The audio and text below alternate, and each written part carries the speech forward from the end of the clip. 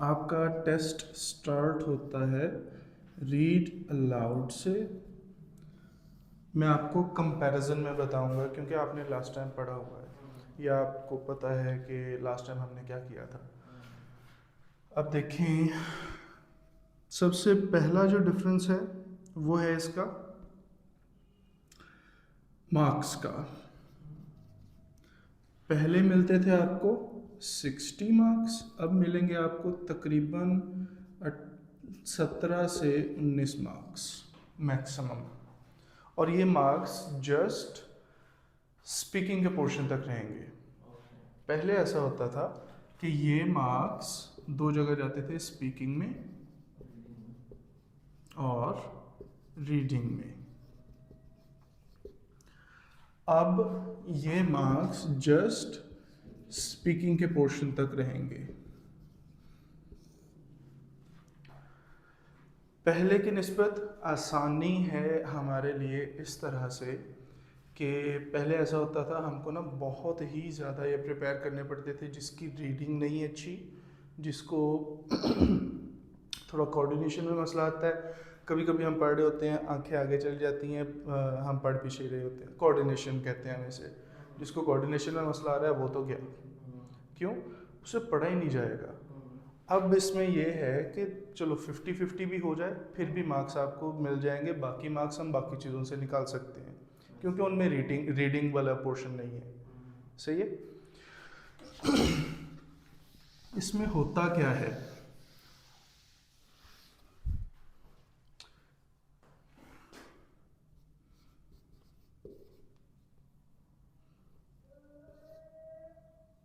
ओहो 19 90 नहीं 19।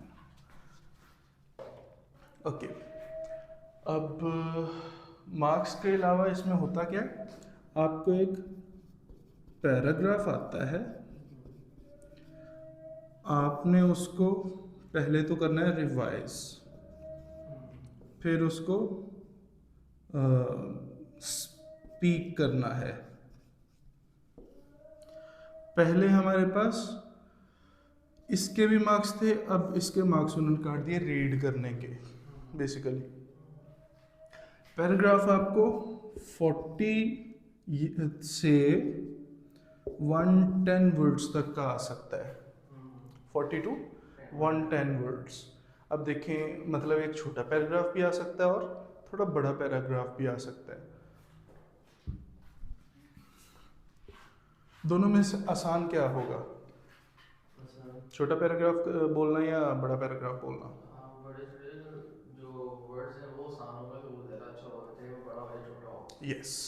अब देखें, आपके पास अगर मुश्किल वर्ड्स आते हैं, हर पैराग्राफ में 2 से 3 वर्ड्स ऐसे होंगे जो कि थोड़े से डिफ़िकल्ट होंगे। 2-3 से ज़्यादा कभी भी नहीं होंगे। हाँ, ये हो सकता है कि वो रिपीट हो जाएं सेम वर्ड्स, पर 2-3 से ज़्यादा नहीं होंगे। 40 वाले में 2-3 वर्ड्स तकरीबन 10% तो बन गया। 10% कंटेंट आपका मुश्किल आ गया। इसमें आपके पास तकरीबन 2% भी नहीं बनेगा। ये समझ रहे हैं मेरी बात? अब देखें, आपके पास हमने कल बात की थी कि मार्जिन होता है कि कुछ वर्ड्स गलत हो भी जाएं, बाकी काम अच्छा है तो फिर भी आपको पूरे मार्क्स इसमें मिल सकते हैं। सही है, आपकी ओवरऑल परफॉर्मेंस पे बेस्ड होता है सारा कुछ। इसमें वो मार्जिन हमारे पास बढ़ जाएगा कि चलो 2-4 वर्ड्स गलत भी हो गए, 1-2 पॉज भी आ गया, खैर है। पर अगर आपकी ओवरऑल परफॉर्मेंस अच्छी है तो वो आपको मार्क्स दे देंगे। इसमें वो वाला काम कम हो जाएगा। आपके 1-2 वर्ड भी गलत हो गया ना, हो सकता है और भी गलतियां आ जाए और किसी चीज़ की गलती आ जाए, तो वो फिर मार्जिन हमारे पास कम रह जाएगा। सही है, यहाँ तक बात की समझ आई?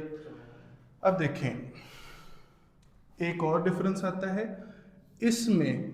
हम ये देख के खुश हो जाते हैं कि भाई हमारे पास छोटा पैराग्राफ आ गया, हम हमारे लिए तो हलवा, ऐसे ही है। अब देखें, इसमें वो स्ट्रक्चर्स कुछ हम यूजुअल कर देते हैं। मतलब कुछ साउंड्स बढ़ा देंगे, जैसे सबसे मुश्किल साउंड फ्लुएंसी में बोलना है एस का साउंड।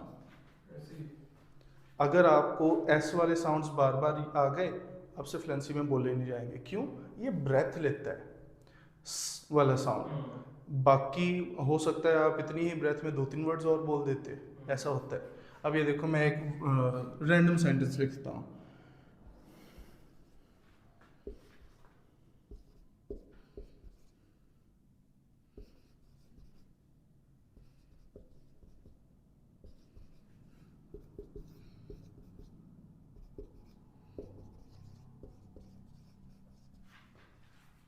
क्या लिखा? She asked her sister to stir. stir the soup. अब देखिए, इधर एस का साउंड मिक्स नहीं बोला आपने, दूसरा वाला एस। अब इधर आके वैसे रुक गए। अब हमारे माइंड में सेम साउंड आ ही जा रहा है ना, वो कहेगा ये तो अभी पढ़ के निकले हैं, फिर से आ गया। पॉज आना उधर लाजिम ही लाजिम। इसमें छोटे वाले पैराग्राफ में कुछ ऐसे स्ट्रक्चर्स आ जाते हैं जो सिमिलर साउंडिंग होते हैं, उधर हमारा पॉज आना स्टार्ट हो जाता है। बड़े वाले में बोलने के लिहाज से आसान होगा, स्ट्रक्चर्स आसान होंगे, आपको फ्लुएंसी खुद ब खुद बनती जाएगी। सही है? ऐसे स्ट्रक्चर्स होते हैं बड़े पैराग्राफ में। यहाँ तक कोई इशू? अच्छा जी, अगली बात, रिवाइज करने के लिए आपको मिलते हैं 30 to 40 सेकेंड, मोस्टली 35। अब देखें, इसमें हमने करने हैं 3 काम। पहला तो रिवाइज करना है, पहला काम हमने करना है रिवीजन करनी है जो कुछ भी आपको दिया गया है। दूसरा काम हम करेंगे, अगर कोई डिफिकल्ट वर्ड्स हैं उनको रिवाइज करेंगे। तीसरा काम, हमने पॉजेज को बाकायदा मार्क करना है। सही? Let's say this is a paragraph, इधर हमारे आ गया कॉमा, इधर आ गया फुल स्टॉप, इधर फिर से आ गया फुल स्टॉप एंड अगेन आ गया फुल स्टॉप। चलो एक कॉमा भी डाल लेते हैं, इधर एक और कॉमा आ गया। अब अगर ऐसी सिचुएशन है, हमने ट्राई करना है, कल हमने बात की थी, सिर्फ फुल स्टॉप पे रुकेंगे और आपने उधर, आपके पास मार्कर्स होंगे, बाकायदा निशान लगाना है कि इधर रुकना है मैंने। क्यों? एक बार आप फ्लुएंसी में पढ़ रहे हैं ना, माइंड में नहीं रहता कि कहाँ रुकना है, ये अलग से कन्फ्यूजन आती है। आपने पहले से सारा कुछ किया हुआ है, ऑर्गेनाइज किया हुआ है, आपको पता है भाई इधर जाके आपने रुकना है। दूसरी सिचुएशन में आपको आइडिया कभी कभार नहीं रहता कि आप कहाँ तक पढ़ सकते हैं, आपकी ब्रेथ कहाँ तक साथ देगी। यहाँ आप निशान लगाएंगे आप अपने हिसाब से, जहाँ आप कंफर्टेबल हैं। लेट्स से अगर फुल स्टॉप्स नहीं भी हैं, फुल स्टॉप्स नहीं हैं हमारे पास, कॉमास ही आ गए सारे, सिर्फ लास्ट पे फुल स्टॉप है। इस सिचुएशन में ऐसा बिल्कुल भी नहीं होगा कि हम रैंडमली रुक जाएं। अब हम फुल स्टॉप्स की बजाय कॉमास पे रुकेंगे। सही है? लेट्स से अगर कॉमास भी नहीं है हमारे पास, उस सिचुएशन में हम ढूंढेंगे कोई ना कोई कनेक्टर,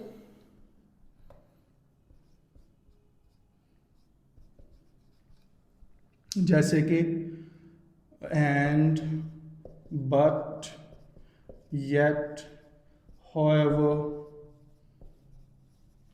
दैट, ऐसी चीज़ें। फिर भी हम किसी ना किसी ऐसी जगह रुकेंगे जहाँ पॉज बनता है। कनेक्टर्स आ गए, मतलब आपकी एक बात पूरी हुई, आपने अगली बात करनी है बाद में। आगे कोई दूसरी बात स्टार्ट हो रही है, या किसी चीज़ से कंपैरिजन स्टार्ट हो रहा है, या लिस्टिंग है, ऐसा कोई सीन होगा इन पे। हम फिर भी ट्राई करेंगे इनमें से किसी पे रुकें, रैंडम फिर भी नहीं रुकना हमने। रिवीजन शुरू में शायद टाइम ले, पर अल्टीमेटली हम इसको 15 से 20 सेकंड में ख़त्म करेंगे रिवीजन को। आपने जैसे जैसे रिवाइज कर रहे हैं, साथ साथ पॉजेस को मार्क करते जाएं। सही है? बाकी बच गया हमारे पास 15 से 20 सेकंड, उसमें हमने करने हैं डिफ़िकल्ट वर्ड्स। अब डिफ़िकल्ट वर्ड्स हो भी सकते हैं, नहीं भी हो सकता है किसी के लिए वो वर्ड्स आसान हो। डिफ़िकल्ट वर्ड्स तो है नहीं हमारे पास, फिर एक दो बार और रिवाइज करने की ट्राई करेंगे, क्योंकि जितना हम फेमिलियर होंगे ना स्ट्रक्चर्स से, उतना हमारे लिए बाद में बोलना आसान। पहली बार में कुछ भी नहीं बोला जाता, और ज़्यादातर बच्चे इसी एक चीज़ पे ध्यान नहीं देते। लास्ट में स्पीकिंग का टाइम स्टार्ट होगा, 40 सेकेंड होंगे आपके पास इसके लिए। अब 40 सेकेंड्स में आपने एक पैराग्राफ पढ़ना है। अब देखें 40 सेकेंड कभी भी नहीं लगते इसको। आप मोस्टली अगर आपके पास छोटा पैराग्राफ है 14-15 सेकेंड में कर लेंगे, थोड़ा बड़ा पैराग्राफ है मैक्सिमम 22-23 सेकेंड तक हो जाएगा। मतलब 15 से 22 सेकेंड के अंदर हमारा पैराग्राफ पूरा होना चाहिए। अगर 15 से भी कम लग रहे हैं मतलब हम बहुत तेज़ बोल रहे हैं, हमें थोड़ा स्लो होने की ज़रूरत है। अगर 22 से भी ऊपर बोल रहे हैं मतलब हम बहुत स्लो बोल रहे हैं, या पॉजेज आ रहे हैं, या कुछ और मसला आ रहा है, हमें थोड़ा सा फ्लुएंसी को बढ़ाने की ज़रूरत है। इसको आप आइडियल विंडो कंसिडर कर लें, इसके अंदर अंदर आपने बोलना है। सही, यहाँ तक कोई इशू? ओके।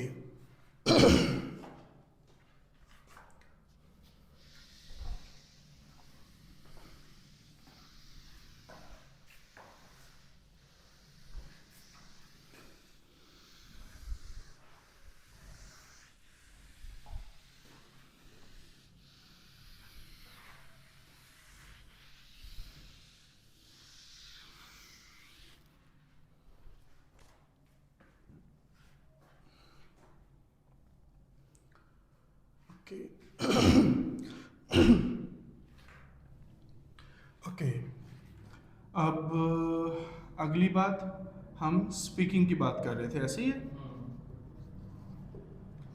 बोलते हुए 2 से 3 चीज़ों का हमने ध्यान रखना होता है। पहली चीज़, हमने साउंड्स, या जिसे आप प्रोनाउंसिएशन कहते हैं,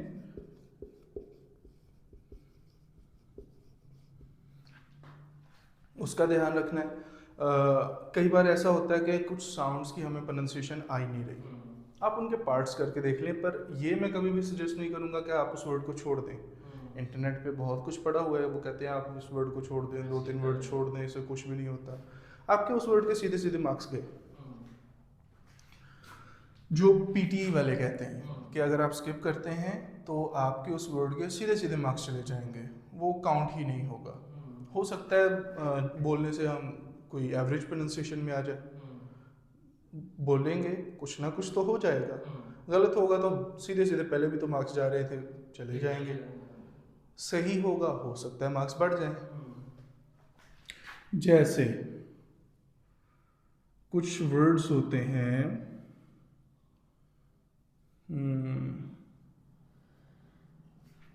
एक लंबा वर्ड माइंड में आ रहा है कोई?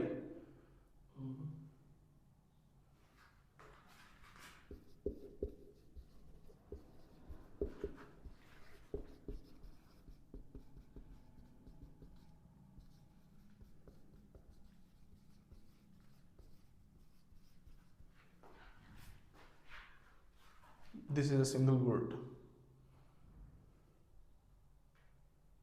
देखा है कभी?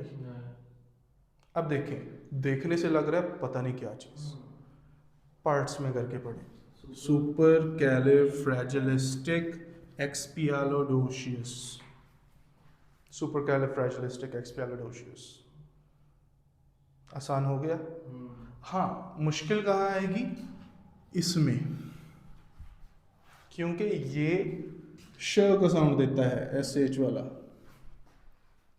CIA का साउंड। हाँ, अब ये आते हैं फनीम्स, कोई 44 फनीम्स जो जनरल चलते हैं, उनमें से अगर कोई चीज़ आएगी फिर मुश्किल होगी। जैसे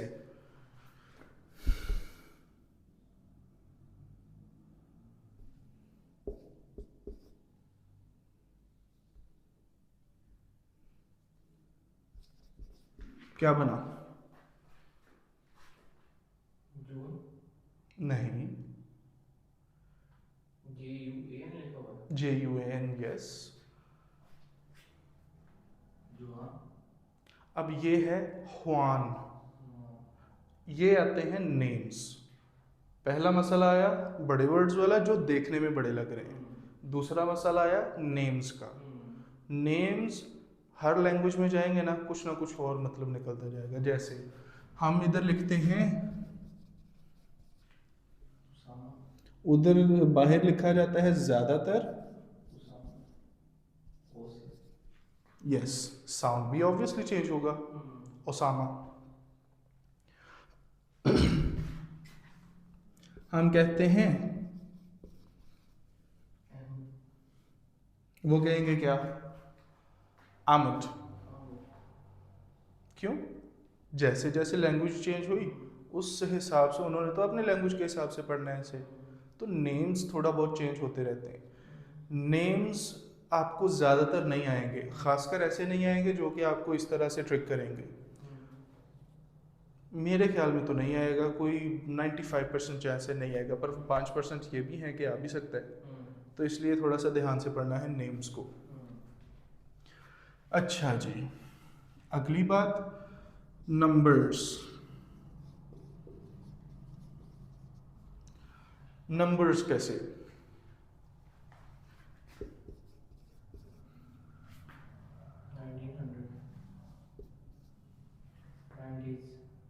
1900s,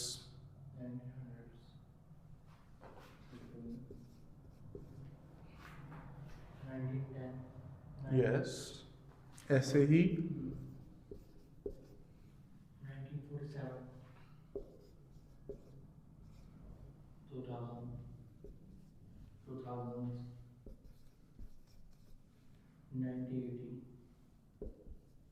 1980s, yes and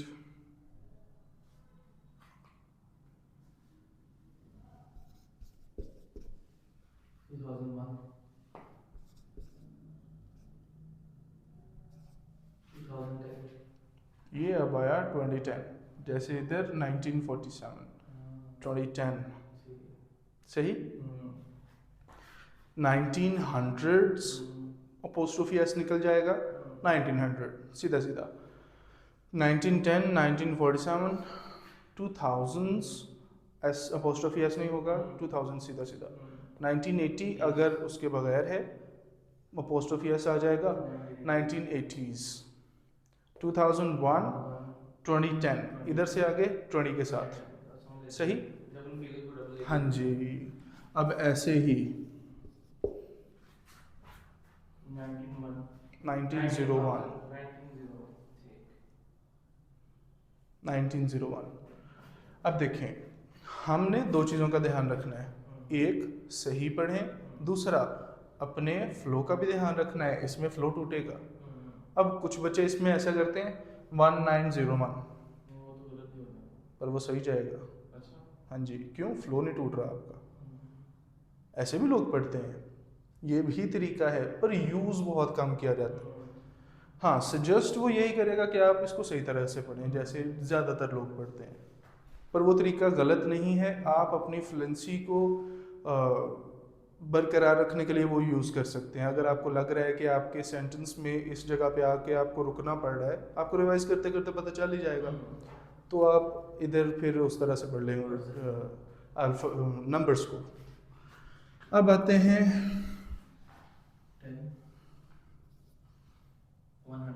100, 1000, 10,000।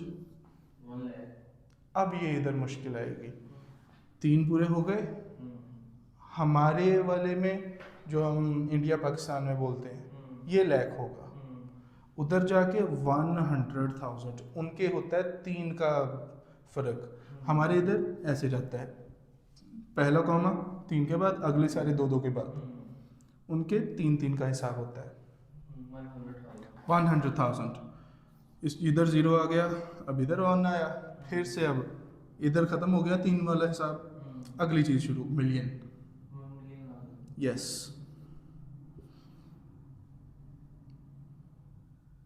$10 million हो गया।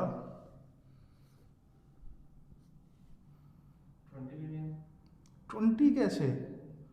100 मिलियन। 100 million, sorry, 1000 million। 3 का हिसाब तो पूरा हो गया, अब ये बिलियन हो गया। अब देखें 3 के बाद आपके चेंज हो रहे हैं। आ जाते हैं कभी कभार ऐसे बड़े नंबर्स, तो उधर आपने ऐसे देखना है। अच्छा जी, नंबर्स की बात भी हो गई।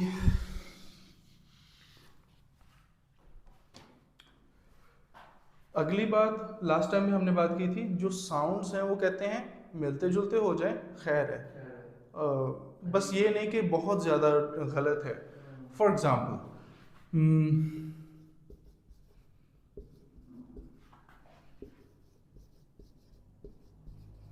कौन से वाला सही? नीचे वाला मॉडर्न, गलत है नीचे वाला, ऊपर वाला ऊपर वाला सही है। Modern, modern. मॉडर्न। अब देखें ये तो गलत लाम बन चुका, हर जगह ऐसे ही लिखा भी जाता है, बोला भी जाता है, पर सही वाला वो है। डिफरेंस बहुत कम है, पर इसमें थोड़ा सा डिफरेंस है, जस्ट पता भी नहीं कभी कभी चलता, तो इसलिए ये साउंड चल जाएंगे। अब मसला कहाँ आएगा?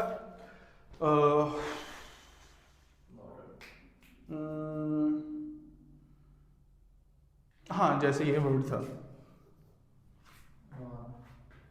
ये जस्ट एन एग्जांपल ले रहे हैं। चलो एग्जांपल ही हम कोई और ले लेते हैं।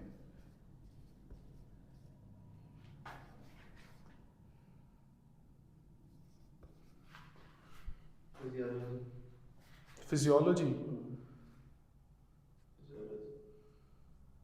साइकोलॉजी,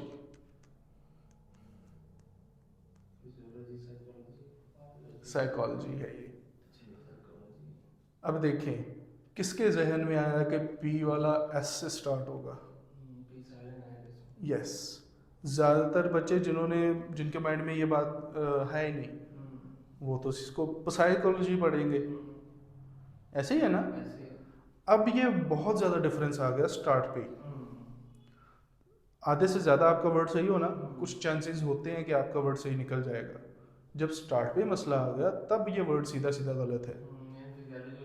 हाँ जी। अगली बात, हम वर्ड्स को पूरा पढ़ते नहीं हैं, हम जस्ट आइडिया लेते हैं उसके स्ट्रक्चर से। जैसे बहुत डिफरेंट है साइकोलॉजी फिजियोलॉजी से। हमने देखा, देखने में मिलता जुलता लगा, हमने वो बोल दिया। अनलेस आप पकड़े ना जाओ चल जाएगा। मतलब अगर ज़्यादा मिलते जुलते हैं, जैसे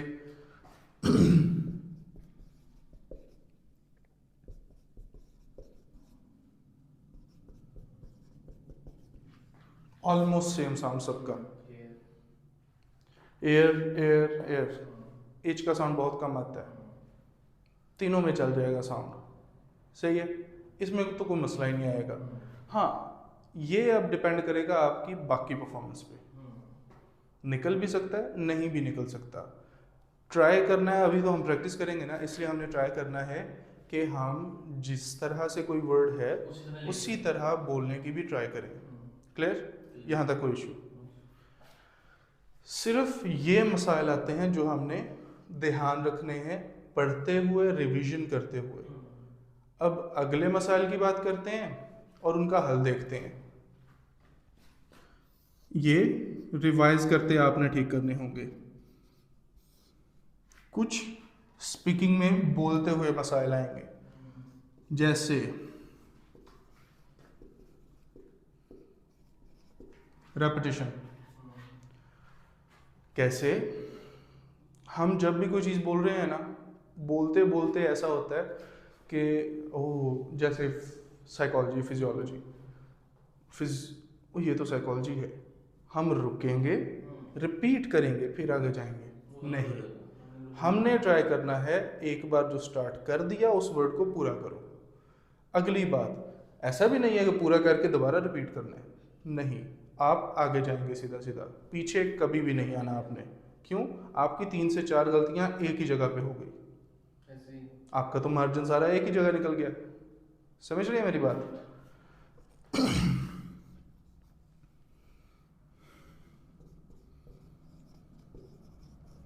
हमने करना होता है प्रिटेंड कि हमने जो पढ़ा वो सही है। आपने फील नहीं होने देना अगले को कि मैं इधर गलती करके गया हूँ। अब लास्ट वाले पॉइंट में, रेपिटेशन वाले में, आप क्या कर रहे हैं, आप खुद बता रहे हैं अगले बंदे को मैंने तो इधर गलती की है, मुझे पकड़ो आके। हमने बस अगले बंदे को फील नहीं होने देना कि हम इधर गलती करके जा रहे हैं। अगर फील नहीं होने देंगे वो आपको पकड़ेगा भी नहीं। इसका हरगिज़ भी ये मतलब नहीं है आप जानबूझ के करते जाएं या आप ध्यान ना दें किसी चीज़ पे। एक आधी बार होगा खैर है, इससे ज़्यादा बार होगा तो फिर आपके लिए मुश्किल आएगी। रिपीट नहीं करना, रुकना नहीं है, चलते जाना है कि हम सही बोल रहे हैं।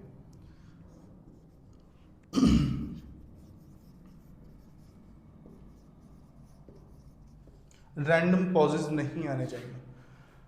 ये अब डिपेंड करेगा आपकी ब्रेथ पे। आपने अपनी ब्रेथ को खुद ट्रेन करना है इस हिसाब से कि आप जब बोलें ज़्यादा से ज़्यादा कंटेंट एक ही बार में बोल लें। दूसरी बात, आप रोबोटिक वॉइस में ना बोलें। ये हम आगे प्रैक्टिस करेंगे तो फिर देखते हैं साथ साथ। सही है, यहाँ तक कोई इशू। इन 3 चीज़ों का ध्यान रखना है। 70+ मार्क्स आपके सीधे सीधे आ जाएंगे। क्लियर? एक और चीज़,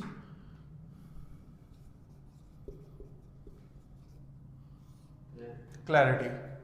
आपके वर्ड्स जैसे भी हैं उन्हें क्लियर चाहिए, उनको सुनाई दे भाई ये वर्ड है। जहाँ समझ नहीं आएगी वो सीधे सीधे 2 से 3 वर्ड डायरेक्ट गलत होंगे। क्यों? हमको जहाँ से समझ नहीं ना आती हम उधर ऐसा करते हैं, वास देर वास, ये काम नहीं करना उधर। आपने जो भी बोलना है क्लियर बोलना है। ये अलग बात है क्या बोल रहे हैं, सही है, दैट्स सेपरेट थिंग। ये हमने ट्राई करना है कि सही बोलें, क्लियर हमारे साउंड्स हों जो हम बोल रहे हैं इधर। यहाँ ये 4 चीज़ें पूरी करके बस पूरी स्पीकिंग में जस्ट इन 4 चीज़ों का आपने ध्यान रखना है। यहाँ तक कोई इशू, कोई बात ना समझ आई हो? 2-3 सेकंड का 2-3 मिनट का पॉज लेते हैं फिर आगे बढ़ेंगे।